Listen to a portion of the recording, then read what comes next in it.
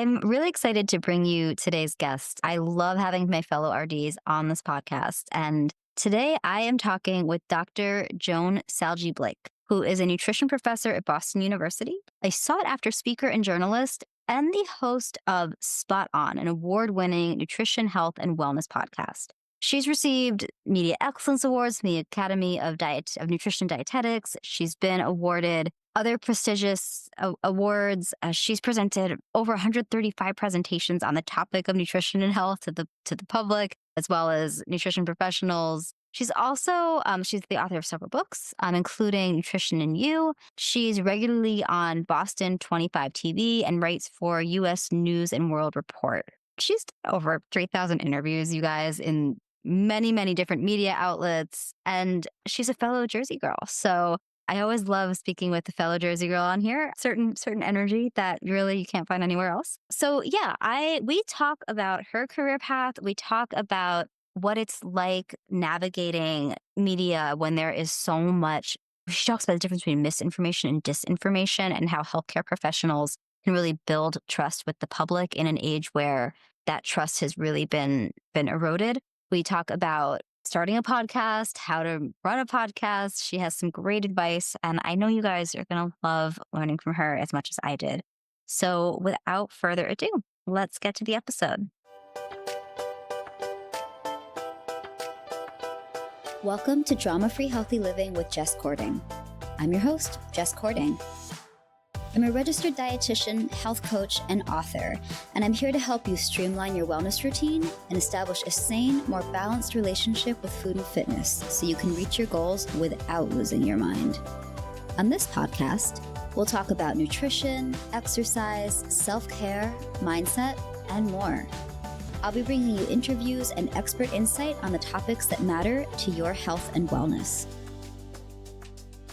Joan, welcome to the podcast. It's so nice to have you here. I am so excited to be here. Yeah, I love having fellow dietitians on this podcast. It's just one of my favorite things. And just I love hearing all the different career paths and what people do as a dietitian. And I'd love if you could tell our listeners a little bit about what inspired you to go into this field. You know, I always say that there's always a story behind a dietitian. Meet any dietitian, you're going to ask that. There's a story behind it, why they became a dietitian. And for me personally, it was that, I was pretty active in high school and doing great stuff. And then I went into business, worked in the workplace, and my unhealthy eating habits kept caught up with me while I was sitting at a desk all day long. And so I decided that I needed to lose some weight. Just maybe had gained about another 30 pounds. And so it looked a little bit, heavier than I probably should have. So I went and I got like a diet book and I proceeded to put myself on a crazy cuckoo 800-calorie diet. So stupid. I mean, just how stupid can you be? And of course you lost the weight, for goodness gracious, whatever. And then what triggered me is after I lost the weight is to look into nutrition. So I took a course in nutrition and that was the end of that. So then I just fell in love with the whole thing all over again and decided to go back and get an undergraduate degree in it, of course, a master's, and now I have a doctorate and I teach at Boston University, among other things. But that's the story. And why I did that is I did this in such an unhealthy, silly way to do it that I wanted to spend my career helping people not do stupid things like I did, and rather taking good science-based nutrition and fit it into their lives to have healthier lives. Thank you so much for sharing that. Everyone's got a story, like you said, and it's really inspiring how you turn something that, experience that you had into something that now you've helped other people and you train people how to help other people. That's really amazing. Well, I don't know, as you may know or don't know, losing weight is challenging. And I think, to anybody who've had that challenge before knows that is really, really hard to do, because we know there's so much to go into. It's not just what you eat, it's your activity level and also why you eat it, and there's an emotional end to it. So by having that success, but realizing that I did it in a less than healthy manner, helped me from that experience help others because I could relate to what was going on in their life. And really, I had a private practice for years and helpfully, mostly did weight management counseling as long as heart disease and diabetes and everything like that. But it's that backstory. And I think that's what makes dietitians so passionate because somehow there's a story behind this. And then you align and you go down that path, and that's what makes it so effective. And that communication of the story, like that's something that I have found myself really drawn to in this field. How we take what we're passionate about or what we're reading about in the studies and translating it into, a story that we share with others, into media. I love that. And you are such a wealth of knowledge, by the way, on media. I always see my colleagues posting pictures of you or like collaborating with you. And for you, like, did you always know that, podcasting and speaking and teaching and media, like, was that always something you wanted to do, or did that sort of find you along the way? Well, this is what happened. I went to a graduate school up here. Actually, I went to BU, got a master's degree in that, and then, of course, did the dietetic internship. And I can remember reading these medical journals, articles in medical journals, and saying to myself, who writes like this? I mean, like, you have to, Mhm. you read a sentence, you have to read it 3 times before you understand it because it's written in such medical gobbledygook. It was so challenging to read. I'm like, who these journals? I mean, I see you take the journal in bed with you. This way you'll fall asleep. Oh, I get it. It's a sleep aid. You know what I mean? And it's so poorly written. So that's what got me into this. Is I said, okay, I understand the science, I get the statistics, everything, but does it have to be this challenging to read? Good and solid science-based information about nutrition? The answer is no. And so that's when I said that when I got out of my DI and started working, my goal is to take this complicated, science-based nutrition and regurgitate it back in information that Mm. people can understand and incorporate in their lifestyle. And my first book was a trade book that was for the public. And I remember saying to my publisher, if you have to read a sentence more than once, because you don't know what it says, tell me and we're editing it out. Because I mean, this is stupid. Like, why do you have to make it this challenging? So that was always a goal of mine is to communicate the science in an intelligent form for Joe and Josephine on the street. So that led to, books and writing as such, which led to media communication. And so that's really how it all started. I love that. It's funny. My start with media as in the dietetics world anyway. Like I joke about my secret BFA in writing and publishing, and I did stand up comedy and slam poetry, and was like very comfortable communicating. But when I finally decided, and I hid my writing, like I had like folders and folders of like poetry and short stories and essays that I like didn't show anybody, even my live-in boyfriend at the time, because he was also very critical and had nothing helpful to say ever. So he didn't get to read my writing. Hence why Um, he's former boyfriend. oh Yes. yes, Okay, oh go yes. ahead. But I just didn't. I was ashamed of it on some level, or it made me like different. I was scared that if people in my dietetics program knew that I was a creative, that would like disqualify me somehow, and I was so scared. But then when the boyfriend and I broke up right before I started my dietetic internship, because it was one of those relationships, the better I did, the worse we did. That's not healthy. But I was like 24, 25 back then. I thought that was like how relationships worked. Like I had to just be good all the time. And, that it was all about, fitting a mold that someone else had in mind for you. Oh gosh, that was a long time ago. But I remember the day that we broke up, maybe a couple months before I started my dietetic internship. I did mine at New York Presbyterian. And so we split up, and I got the apartment, like a 1 bedroom in Manhattan. I was like, oh God, how am I going to pay the rest of the rent? It's a 1 bedroom. It'd be really awkward to get a roommate. I don't really want a roommate. I like my space. So I remember thinking like, okay, well, I can't really take a job because I'm already going to be working 40 hours a week in a hospital and going to night school. What can I do to make money? And for me at that time, the answer was writing. And I just remember I was so nervous, but I reached out to a bunch of different outlets in the nutrition, because I'd written some free stuff for like student publications. And I just remember asking these different outlets, like, do you guys publish student work? And most were like, no. But if you said, no, but send us your portfolio anyway. And it was those few people who took a chance on me. Like, I remember I made the exact dollar amount that I would have needed to cover my ex's share of the Oh, rent for however many months it was. And that's I was like, great. all right, universe, I hear you. I will pay attention to this. And so I stopped hiding that I wrote. And yeah, it's like almost 15 years later, never looked back. So yeah, everyone has a story. That's right. That's right. So there's this something that's been really cool to see in the time since I went back to school to be an RD. So I think I went back to school in like, I don't know, 2009 maybe. I remember I thought I was so behind too. I was like, "Oh my gosh, I'm so old." Which is hilarious now.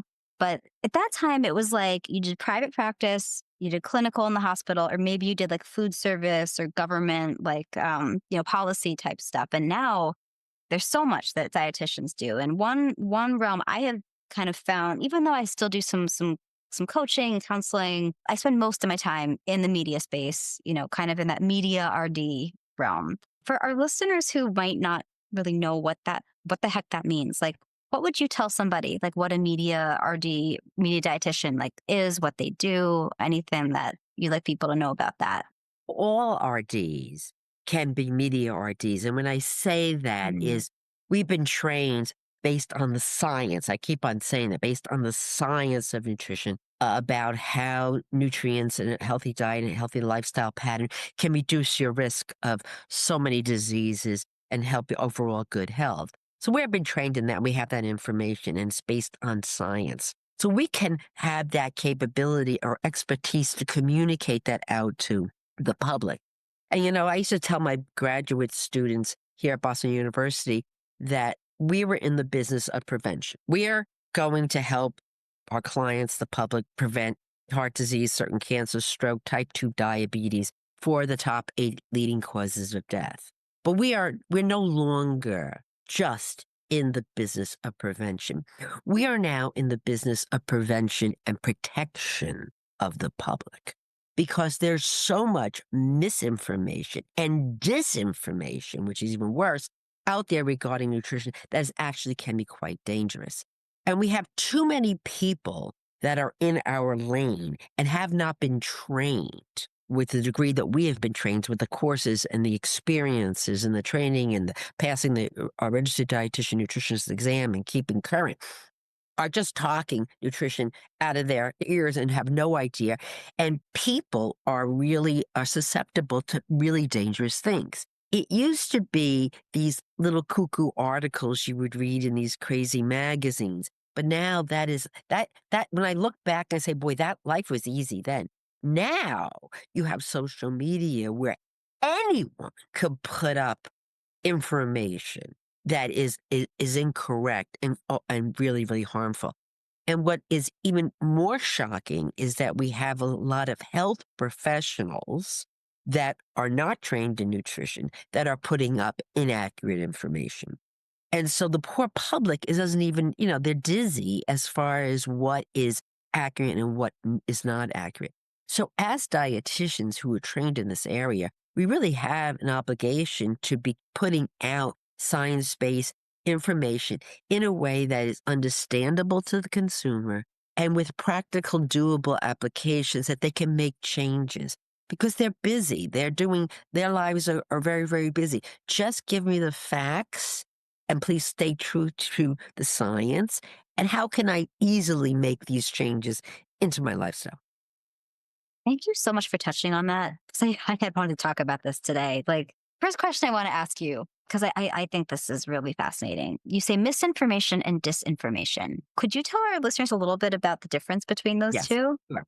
So misinformation is just right out, you made a mistake. Example would be an apple is high in protein. Now we know that an apple is not high in protein. Maybe high in fiber, but not high in protein. That's a misinformation. Disinformation is don't buy apples from ABC orchards because they're going to Mhm. cause you to get cancer. That's disinformation. And the difference is intent. So it is intent that you are going to slander ABC Orchard and say misinformation purposefully to scare the public from consuming that product or that food from that location. That's the difference. There's intent.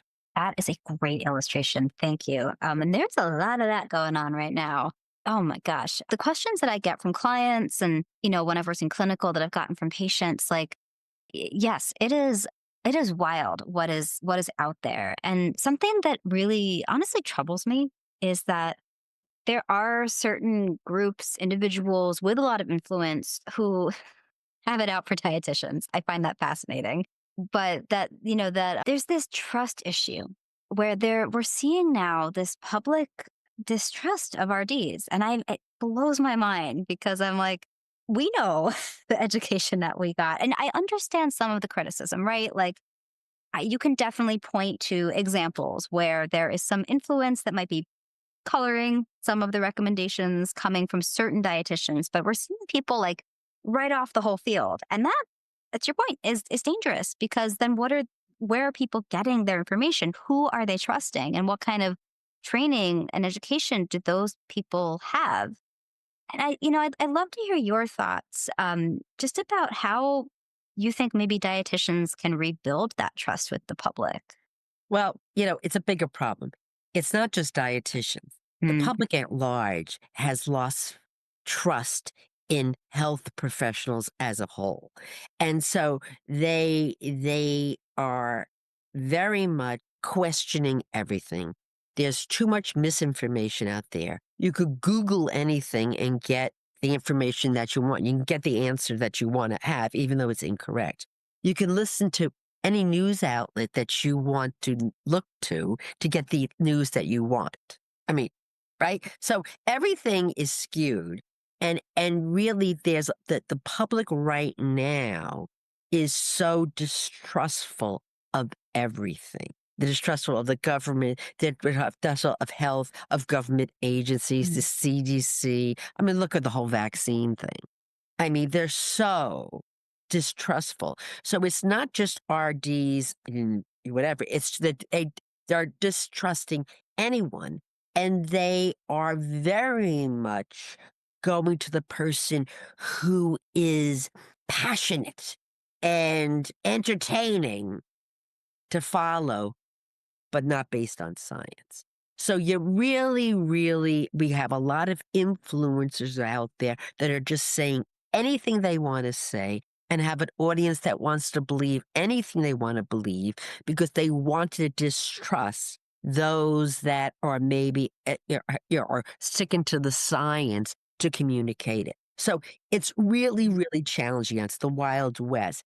And because we've given influencers that are not credentialed to speak upon a topic, this space where they can talk about anything and say anything, it makes it more challenging for the public to really identify who's the person that they should be trusting. So as a listener, you might be looking at, okay, is the person that's giving this nutrition information, what are the credentials? Where are they? What is their educational background? Are they promoting a product? Are they being paid to promote a product and have not disclosed that? And so you need to really be looking at who is saying, the information. And also, you have to be careful because when you're out in the media doing this kind of thing, you're going to get pushback. And so I'll never forget this. Did a post on, I don't know what the topic was, and one of the comments was from this person, and he said, where did you get your credentials from? A order box. You don't even know what you're talking about. Da da da da da. And so I clicked on it and I looked at his profile, and he was a plumber. And so it was like if I was gonna put my bathroom together, I wouldn't put the sink and the toilet in. I would call a plumber. You know what I mean? Like so why would I mean, I probably could, maybe get 1,000 how-to books and figure it out in 7 years how to put a toilet in. But why would I go and do that? Why don't I just get the person that's trained to do that to come in and do it? And that's the problem with social media now. It gives anybody this ability to just say whatever they want and to be harsh and minimize and be mean, actually. mhm. And that never used to be. It actually never used to be.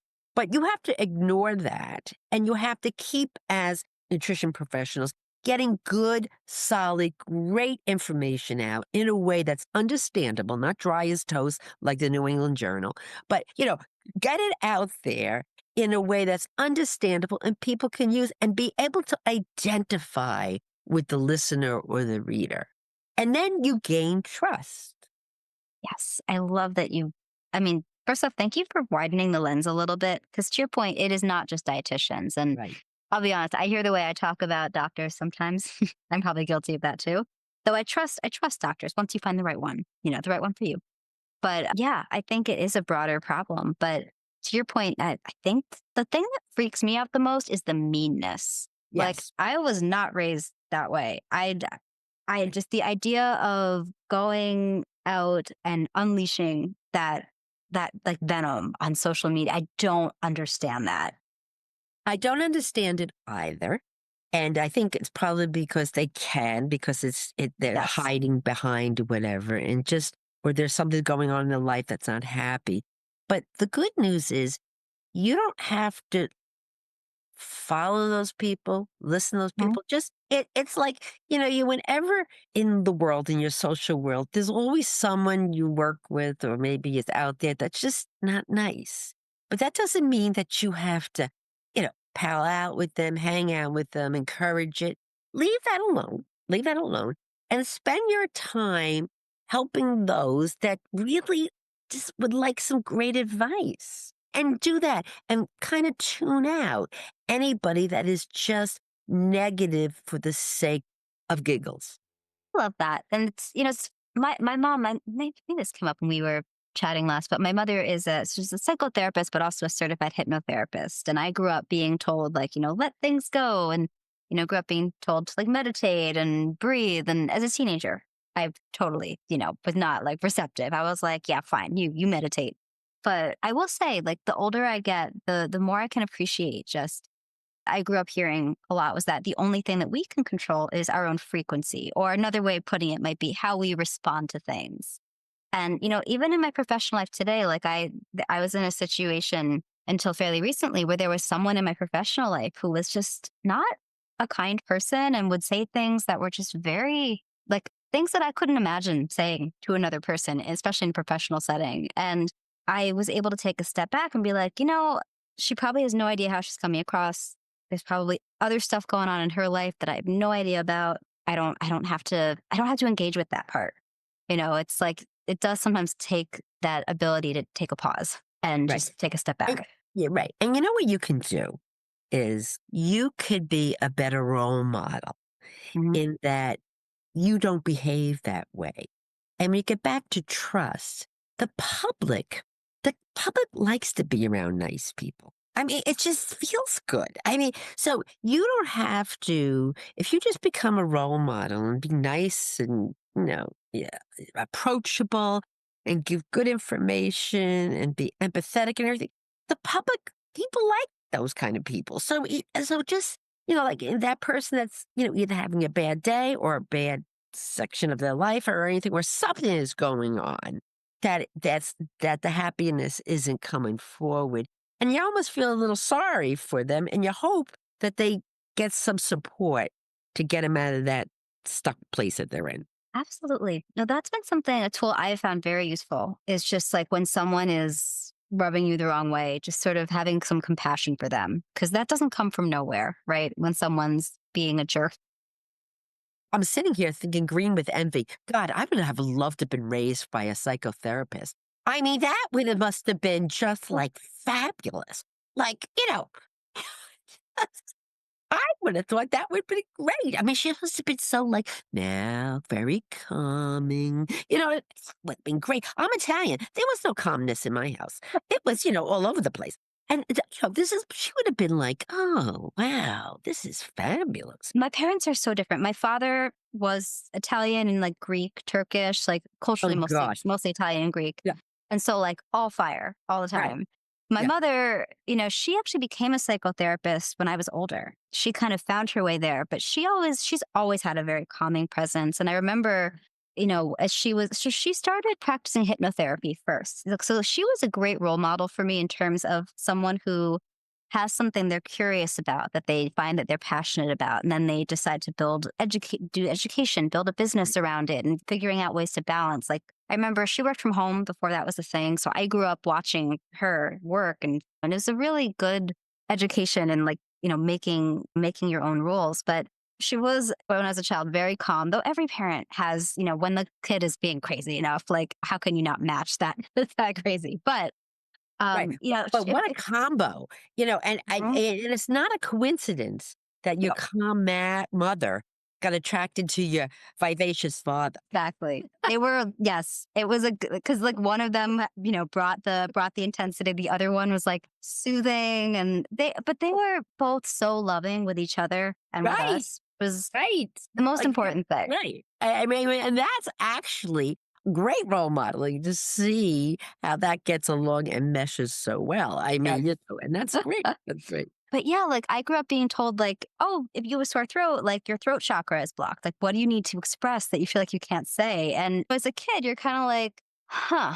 Just give But me the it did cough drops. right.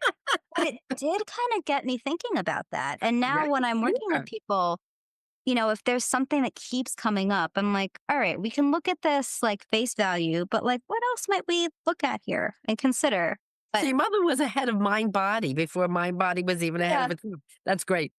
yeah, no, we grew up all the woo stuff that now is totally mainstream. So it's been really interesting to watch that evolution and talk about trust, right? Like there was a time where I felt like I had to keep the crystals hidden. And now this seems like the most normal thing in the world. But that's a story for another day. I want to talk about your podcast because you have a wonderful podcast, which Thank you. I really appreciate that you really share the science but in an engaging way. And that's not easy to do at all. So my podcast is spot on, and it's spot on with an exclamation point. And thank you for calling that out. It's available on all major podcast platforms, Spotify, Apple, whatever. And I'll tell you how it came about. I've written nutrition textbooks, and I teach here at Boston University. And I use the textbook in the class. So they're very familiar with the science and how I operate. So I would start each of my classes, and we're talking 200 students are in this class.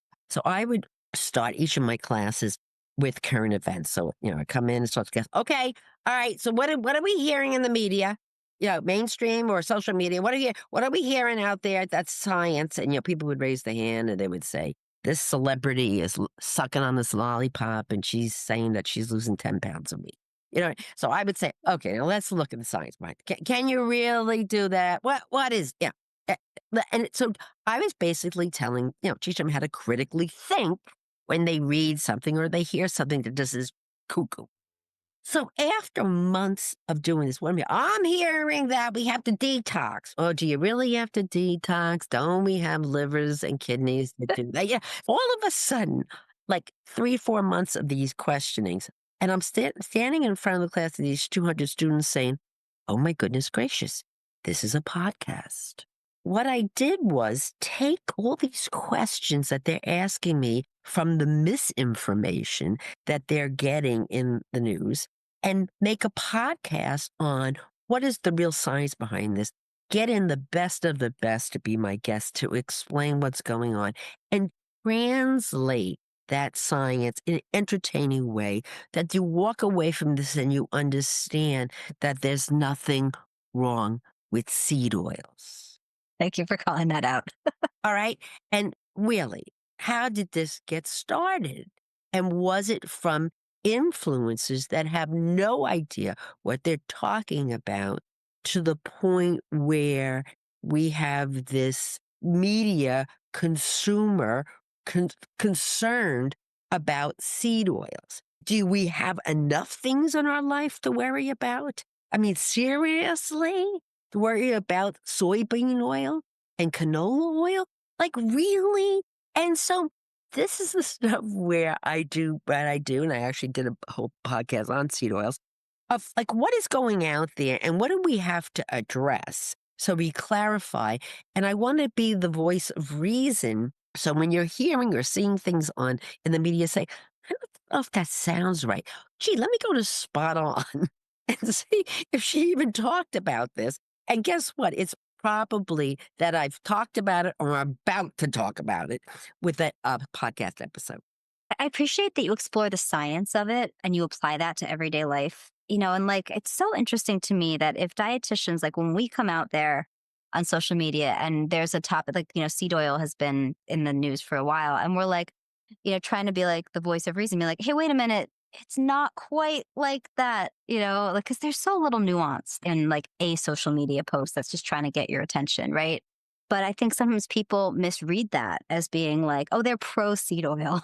And meanwhile, we're like, well, hey, wait a minute. Here's all the science. Here's what we know about the balance of different types of fatty acids. And this is where you're going to find them. And so I really appreciate that you take the time on your podcast to just unpack that stuff in a way that's actually easy to, pardon the nutrition pun, but digest. It's just very approachable. And I think people need that. And I love how your podcast started, by the way. That's so wonderful. Like, do you find that, each kind of semester or school year, there are different themes that keep coming up in your Right. classes? Right. So it's really what's current and it's what's on the streets, whatever they're hearing and everything. And also I say on top of the science about what's happening. We've got the whole issue of alcohol now. Is it healthy? Is it not healthy? What do we know about it? What's coming out in the dietary guidelines? The timing of the day, of when you eat, more important than, is that it really affects your health? So there's so much going on. The beauty of the field of nutrition is that it's always emerging. We're learning more and more and more. So we're never going to be out of topics and they're going to change. And I think what happens is a lot of the public just says, oh, sure, great. We can't have butter. So what did we do? We had margarine. Oh, yeah, great. And then we got trans fats in the margarine. Well, look where that went. Yeah, I'm going back to butter. Okay, well, we didn't know at the time that when you hydrogenated the corn oil to make corn oil margarine, it made a little goofy thing. We didn't know that then, okay? But then we found out and said, oh, let's correct the mistake, all right? Boo-boo, no more trans fats, all right? But they're like, I should have stayed at butter. Why didn't I eat lard by the bucket? So it's like those kinds of things. And I think the public has to understand that, it's based on science. Science is evolving. We're also doing a lot of research on to figure out, was that a good choice? At the time, we thought it was. Now we know that, we're doing better with more liquid oils and not, oils that have trans fats added, which, by the way, are really illegal in the country anymore. So, so be patient with what is coming up. It's a science and it's always evolving. Yeah, thank you for sharing that. Because I've definitely heard a version of that from patients and clients. With eggs, that's my favorite when people are like, they're like, first eggs are bad for me, now they're good for me, then they're bad for me again. And now they're like $15 a dozen and everybody wants them. Yeah, it's wild. It's oh my goodness. I was at a local market the other day and there were a dozen eggs were like $13. I was Yeah. just, you gotta be freaking Yeah. kidding me. Like, The same no. thing. I was at a supermarket and they were $12.99. And I looked at it, was a sticker shop, and it was actually for 18 eggs. Sometimes get bigger, $12.99. And remember saying to myself, you know what I think might have happened? The poor person that priced them by accident put a 1 in front of the 2.99. Right. And so I think, boo boo, I think he or she did not know.